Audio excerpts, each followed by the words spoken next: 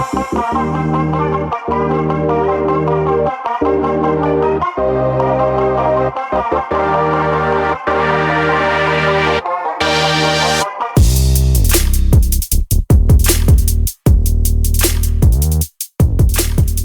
you for checking out Real Talk Personal Finance.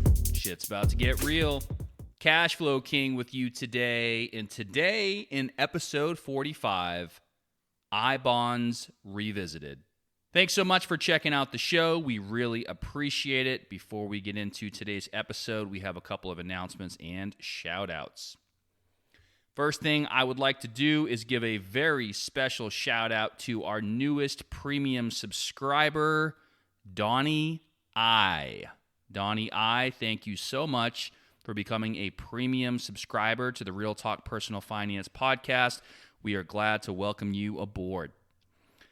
Also, the newest country, we are now in a total of, let me go back to my podcast spreadsheet here. This show is now being heard in 34 countries around the world. Our newest edition is Thailand. So shout out to those of you in Thailand listening to the show. Thank you very much for your support. We have two additional, I'm going to call them moving up the charts shout outs today. First, we have number 2. Obviously, we are a U.S.-based show, so U.S. is still number 1 in terms of overall listenership. However, Hong Kong is beating the pants off everybody else. They have shot through the roof as far as listenership goes, so we really, really appreciate all of our listeners out in Hong Kong. Shout out to you guys. Thank you very much. And also, within the U.S., I know it's probably been a while because we're so focused on the newest country that's listening to the show. Don't feel like we forgot about you, although we don't mention some of our own domestic areas here that are listening to the show and moving up the ranks. I wanted to take a moment to give a very special shout-out to Ashburn, Virginia. Thank you so much to Ashburn, Virginia, for listening to the show. You guys have also jumped way, way up in terms of overall listenership. So once again, we appreciate you and all of our listeners. We still have some other locations up there as far as listenership goes. Although Indianapolis, Indiana, you guys are towards the top of the list, but very much surpassed recently by Ashburn, Virginia. Same thing for those in Philadelphia, Pennsylvania, also passed up by Ashburn, Virginia. Indianapolis and Philadelphia are also sort of neck and neck in terms of overall listenership. So thank you to everybody who listens to the show. We truly appreciate it. And we also, again, want to shout out to Donnie I, our newest premium subscriber. Okay, with all that said, and without further ado, let's go ahead and jump into today's show. Today is episode number 45, which is iBonds Revisited. If you don't know what an iBond is, that's okay. You're probably not alone. But before listening to this show, you may want to go back to episode 14, which is titled Got iBonds? And that was back when they were probably some of the most popular solutions in terms of fixed rates that we had seen in quite some time. We did, I think, a pretty good job on that episode going through and sort of a deep dive in what is an iBond and how does it work and all that kind of stuff. So if you haven't checked them out or you're not very familiar with Series iBonds, please feel free to go back and listen to episode 14 titled Got iBonds. For those of you that have already listened to that show and you're fairly familiar with what we got going on with iBonds these days, today is Sunday, April 30th, and I'm recording this episode Sunday afternoon. And officially, the rate will change tomorrow, Monday, May 1st, 2023, although I believe it was Friday that TreasuryDirect.gov had the new rates published. And normally, when you buy an iBond, it gets issued the next business day. So even if you were to see the rate change and you went on and they were going to go ahead and issue it to you, the next business day would obviously be Monday, May 1st, which is tomorrow anyway. So they went ahead and put out the rates. It seems like a little bit early. Historically, you would have to wait until actually May 1st in terms of getting the new rate, when the rate actually changes. So anyhow, the rates typically change, as those of you probably know, in May and November. And so we're going to talk about sort of what's going on with that. What are our thoughts now versus perhaps previously, and what should you be thinking about? Before we get into any of the numbers or any of the thoughts that I have at this time, it's probably a good place for me to go ahead and interject our general disclaimer, which is that we don't give any tax, legal, financial, investment, or any other advice on the show. Real Talk Personal Finance is designed for education and entertainment only. Please consult your own professional for your own individualized advice. Just listen to us for shits and grins, pretty much. All right. With that said, let's take a look here. So this hasn't really been something that's been talked about all that much in recent times. So with the iBond interest rates, right, you're ultimately looking at, and what you care about is the composite rate or the combined rate. And we'll talk about the components here in a moment. What you really want to know about these, and again, if you listen to episode 14, you'll already be familiar with this, but based on what's going on with inflation or reported inflation, there's the potential for the interest rates that are paid on these iBonds to change, and that's generally announced in May and November, as I mentioned. And if you purchase an iBond during that time, they are announcing essentially a semi-annual rate. So we'll do the calculation here in a second, but you basically get an annualized rate that you're going to earn for the next 6 months. Okay. So first of all, that's comprised of, a fixed rate. And I know when I personally bought my first little batch of iBonds, that fixed rate was 0, and it's been 0 in many of the points in time in the recent past. There have been some times where it's been, a little bit above that, but this is the first time in roughly 15 years or so that the fixed rate has been as high as it is now, or that it's going to be starting in May of 2023, and that new fixed rate is a whopping 0.90%. Right? Buzzkill. I know. It fucking sucks pretty much. But it's still better than the 0% that it's been in recent times for the most part. So that fixed rate of 0.90% is going to be locked in for the life of any iBonds that are purchased between May 1st and October 31st. That 0.9% fixed component is locked in for the next 30 years. Because remember, iBonds are 30-year bonds. That doesn't necessarily mean that you have to hold them for anywhere near 30 years. We'll talk maybe a little bit about that today. And again, if you want all the details, please go back to episode 14. But that portion is not going to change. So that's the fixed rate. That's the first component of sort of what your total combined or composite rate is going to be with these iBonds. The second one is really what we're talking about the majority of the time, and that's the inflation rate, okay? And so they just announced the semi-annual inflation rate, which is 1.69%.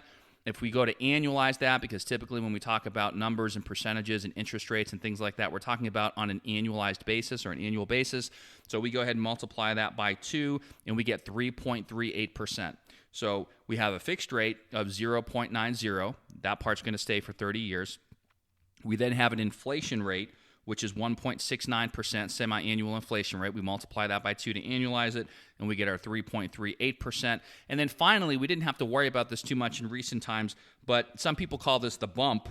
Essentially, you take the fixed rate and you essentially put that 1.69 semi-annual inflation rate, you multiply that by the fixed rate of 0.9, and you get an extra whopping rounded up to 0.02%. If you didn't follow any of that, it doesn't really matter. All you need to know is this. The new combined composite rate for any iBond that's purchased between May 1st and October 31st is going to be 4.30%. So any iBonds you buy between May 1st and October 31st will earn an annualized 4.30%. So that's the annualized rate of interest that those bonds are going to earn for the next 6 months. Again, and after 6 months from purchase, when rates reset, that inflation rate will reset. The quote-unquote bump on that fixed rate, depending on what that inflation rate is, will also be recalculated, and you will have a new total composite rate at that time. So really what we're looking at is if you want to buy an iBond and you haven't, and you want to purchase it pretty much now, you're looking at 4.30% in the short term. And for those like myself, and I'm sure many others that already own iBonds, and there's going to be different nuances depending on when you bought yours and how long you've had it and that sort of thing. But basically, pretty soon, we're all going to be earning 4.30% annualized for the next 6 months on our existing iBonds. So then the natural question becomes, well, is this good? Is this bad? what do I do? What do I not do? Remember, we don't give advice. I don't know what you do. You figure it out. But I can tell you some of the things that are being talked about and some of the things that I'm personally thinking about. Quite frankly, I haven't made a decision yet on what I'm going to do definitively. However, I have decided, which normally isn't really a decision point, that I'm going to simply wait for a little bit for a couple different reasons. So if we go back, I purchased iBonds personally for the very first time back in December of 2021. At that time, the composite rate was 7.12% annualized for that period. Okay, then in June of 2022, the rate was, in my situation, because again, you go 6 months from when you buy them. So even though they announce new rates in May and November, whenever you buy an iBond, your annualized rate is good for the next 6 months. So even though the rate was updated in November, I didn't buy my iBonds until December. So mine's essentially going to reset every 6 months, so December and June, right? Your timing could vary. So for example, if you bought yours in January, okay, well then your rate is going, if it's issued in January, it's going to reset every January 1st and July 1st, and so on, okay? So December of 2021, I was at 7.12. June of 2022, I was at 9.62, which is pretty good. Obviously, this has to do with reported inflation, so as inflation goes up, these interest rates go up, and essentially at the end of the day, I don't want to say it shouldn't matter, but the reason that you're earning a higher rate is supposedly because inflation is higher. So what we're really trying to do is preserve your purchasing power here. But anyway, 9.62 in June. December of 2022, I was at 6.48%. And that's going to remain true for the next 6 month increment, which is going to be until June of 2023. So the rate, as we just talked about, is going to change here basically tomorrow, May 1st, 2023, okay? It's going to be 4.30. Will my iBonds that I already own immediately drop to that rate? No, because it's based on, again, those 6 month windows. So mine actually will not adjust until June, so about a month later or so in 2023. So I have a little bit of time to wait and see what happens with the Fed meeting in May, wait and see where, a lot of deposit products are headed, what some of the rates on those high yield products. For those of you that are premium subscribers, we've been talking about a lot of different things. You probably remember some of the comments that were made in the newsletter. We sent out the e-newsletter. We had a podcast on the e-newsletter. We talked about a whole different series of things. I did a premium podcast. I think it was called Don't Doubt Cube Crusher. So for those of you that have been keeping up with this, we're going to also issue a Cashflow Kings favorites. We're going to update that. I'm hoping to have something out in May for the premium subscribers on that with some of the things that I'm personally using and doing as far as that goes. But anyway, we'll save that for another day. But, you really just need to evaluate where things are. So I have a little bit of time, and anybody else that bought iBonds around the same time, you also potentially have a little bit of time to wait and see what happens and what you want to do with funds that are, relatively short-term in nature. You could argue that a 30-year bond is long-term, but I think most people that are buying iBonds, at least in my particular case, it's for an inflation-protected, inflation-hedged secondary emergency fund. Because remember,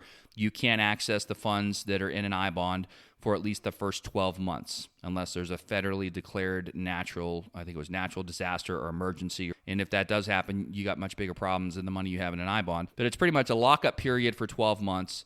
And then within the first 5 years, if you go ahead and redeem, you're going to forfeit the last 3 months worth of interest. And that's going to bring me to my next point, which is, even though my iBond rate is going to change for me personally in June, remember, it resets in May for new purchases, but 6 months from when I bought it in my 6 month windows brings me to June. So I will continue to earn the 6.48 until June, and then I will begin to earn that 4.30 for the next 6 month increment. Well, if I have to forfeit the last 3 months of interest because I've held my iBonds for more than 1 year, but for fewer than 5 years, I have to forfeit, if I redeem them, the last 3 months worth of interest. I don't want to forfeit the higher rate that I was previously getting and currently am still getting of 6.48%.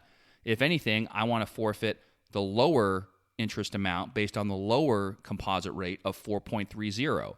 So even if I decided right now that I'm going to go ahead and redeem these things, in my case, I'm probably still waiting 4 months. I'm going to get 1 month more of earning the 6.48. Then I'm going to earn the annualized 4.30 for the next 3 months. And then if I decide, fuck it, I'm going to give back whatever I earned at the 4.30% annualized rate. And I'm going to get to keep all of the interest that was earned in previous times when it was 7.12, 9.62, and then most recently 6.48. So that's sort of how I'm thinking about it. It's about a 4-month window or so that I'm looking at before I ultimately make my decision. Within that time, I think we'll see where rates are, what the Fed decides to do, a lot of other considerations. We'll also continue to see where some of these deposit-type products are headed. There's one I'm really excited about that's supposed to be launching just here next month. So essentially, it's not going to launch tomorrow, but sometime in the month of May that I might put out there to the premium subscribers. It's going to be coming out. There's a lot of other offerings that are out there right now as well that the rates are really good, depending on what you're looking at. I mean, you're looking at stuff, sometimes it's in the 4s. I've seen some things in the 5s. And so, you can make an argument, well, there's pros and cons on some of those things versus an iBond. And I would say you're absolutely right. And that's why you have to make your own decision that's best for your own situation. But for example, you could look at the tax implications. Again, we don't give tax advice on the show, but if you think about an iBond, depending on what you selected when you set it up, most people are not choosing to pay the federal income tax every single year on the iBond. They're going to wait and suspend that until the iBond is actually redeemed. So keep that in mind if you go to redeem an iBond, that you're going to have to worry about paying federal tax on that. However, what you're not having to pay, and this will be more important to some than others depending on where you live, is there's no state and local taxes on the iBonds, right? They're exempt from state and local. Now, if you live in a state where there is no state income tax, well, then maybe you don't give a shit. If you're out in fucking California, maybe you give a lot of shits, right? So it just depends on where you are and how this fits into your situation in terms of whether or not you care.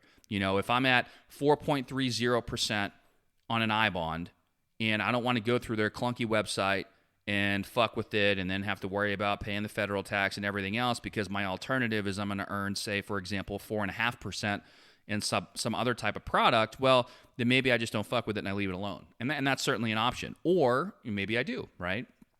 There's all different ways to think about this. I've heard people already talking about potentially redeeming some existing iBonds that have a 0% fixed rate in favor of going ahead and purchasing new iBonds, even though the rate is going to be lower, because they want to lock in that fixed rate of 0.90% for the next 30 years.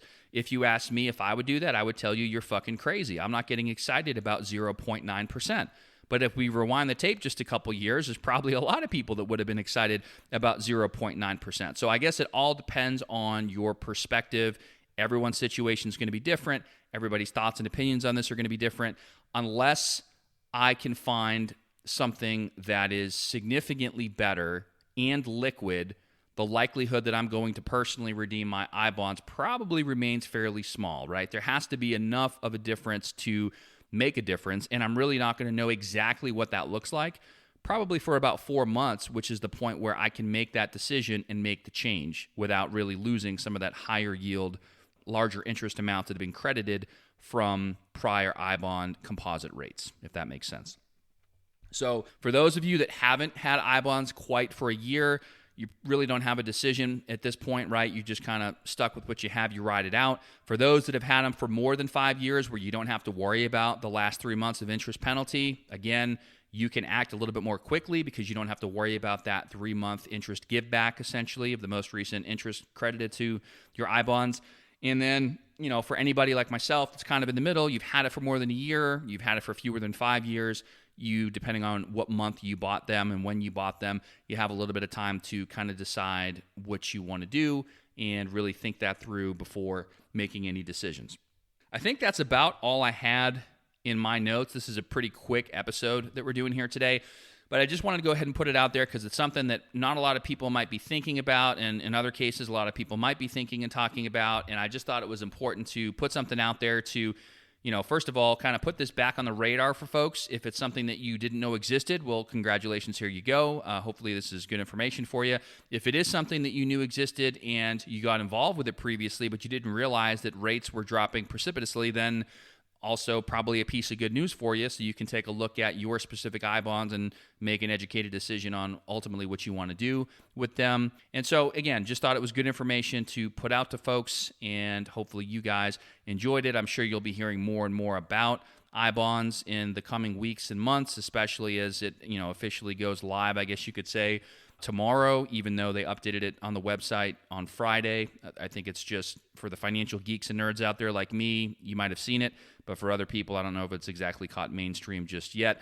And one other thing I'll mention is that a lot of people were projecting that the iBond rate, composite rate, was going to be below 4%, and that would have been, not great, right? 4.3, still not lighting the world on fire, but comparatively speaking, probably not terrible. So it just depends, again, on what you got going on, if you're already involved or not, what's considered an acceptable rate to you or not, how much you want to fuck with it or not, and kind of go from there. I hope this was helpful. This was episode 45, iBonds Revisited. Again, for those that are premium subscribers, look for something coming out probably in the relatively near future. I'd say probably within the next month or so, we'll publish another document for Cashflow King's favorites, because there's a couple things I'm looking at. One of them's getting ready to launch next month that I'm personally going to get involved with, and we'll send that out to all the premium subscribers via email. If you're not a premium subscriber, feel free to check it out. You can get in right now, and I'm really tempted to jack the rates, but I haven't done it yet. You can get in right now for as low as $3 a month, right? So if you want to support the show, I don't have the list in front of me, but basically you get access to bonus episodes. So anytime if you subscribe to the podcast and you see there's some episodes out there with a little padlock on them, those are locked episodes that are only available for premium subscribers. So we did a couple recently where we sent out the e-newsletter, which is another perk you get. We do publish, Cube Crusher pretty much puts it out, and I edit it, but we do a quarterly e-newsletter that we just started to any premium subscribers, and then we do a podcast where we kind of go through and elaborate and talk more about that. So that's a premium episode. There was something that Cube put in the newsletter that literally happened in one of my investments, and I won't spill the beans here, but I did a separate episode called Don't Doubt Cube Crusher and specifically talked about that. That's also a premium episode. So you get the quarterly e-newsletter, you get access to the premium episodes, you get a shout out on the next upcoming general episode like Donnie I is getting on this one 3 times now. Congrats, Donnie I. We appreciate you. And also we did launch some merch, which is available to anybody and everybody. If you are a premium subscriber right now, we have promo codes for those folks where you can get 25% off any merch that you purchase for the show. So thanks for your consideration. Again, thanks for your support. You can cancel anytime. Your credit card information is secure. Everything is run through Buzzsprout. That doesn't go directly through us. Buzzsprout takes a fee for that. The show gets the difference. And again, it's only $3 a month for anybody that subscribes. You will be locked in at that lower rate, and if and when, or probably more likely when, we do continue to add additional features to the premium subscription, we will be raising the price. Anybody that's in for $3, you're in for $3, and anybody that joins afterwards will be in for whatever the new pricing is at that time. So thanks again. This has been episode 45, iBonds Revisited. We will see you in the next episode. Check the mic and make sure it sound right, boys.